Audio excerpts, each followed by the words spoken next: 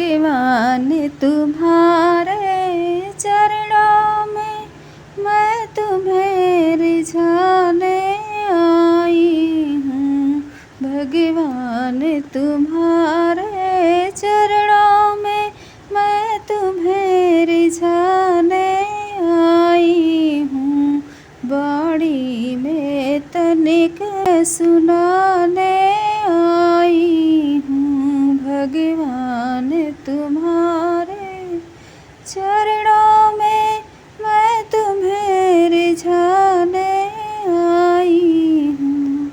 प्रभु का चरणामृत लेने को है, पर पास मेरे कोई पात्र नहीं। आँखों के दोनों प्यालों में कुछ भीख मांगने आई हूँ। भगवान तुम्हारे चरणों में मैं तुम्हें रिझाने आई हूँ। तुमसे मिलकर क्या भेंट करूं, तुमसे लेकर क्या भेंट धरूं। भगवान आपके चरणों में मैं भिक्षक हूँ, तुम दाता हो।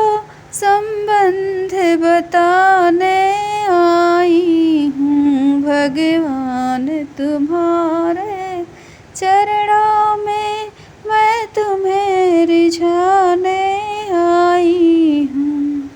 सेवा की कोई वस्तु नहीं, फिर भी मेरा साहस तो देखो। रो रो कर आज आंसुओं का मैं हार चढ़ाने आई हूँ। भगवान तुम्हारे चरणों में मैं तुम्हें रिझाने आई हूँ। वाणी में तनिक मिठास नहीं, पर विनय सुना